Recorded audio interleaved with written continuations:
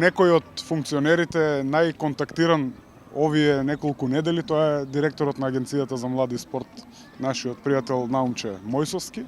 Има проблем со објавувањето на јавната набавка, тоа што го имам како информација.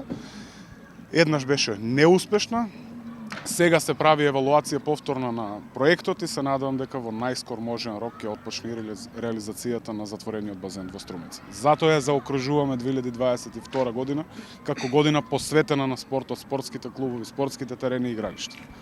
Ова е само еден од проектите од оваа офанзива што ја започнуваме заедно со Советот на општина Струмица.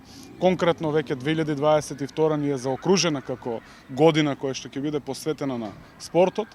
Наредно што ќе се реализира преку Министерството за образование е нова, комплетно нова спортска сала во училишниот двор на основното училиште Сандо Масев.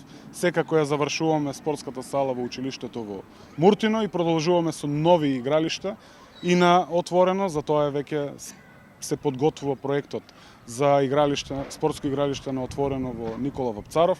Секако наредните денови ќе имаме прилика повторно пред вас медиумите да зборуваме за новото мултинаменско спортско игралиште кај Домот на армијата, така да Струмица како расадник на спортски таленти, еве и општината заедно со Советот, со мене како градоначелник, со сите институции излегуваме во пресрет.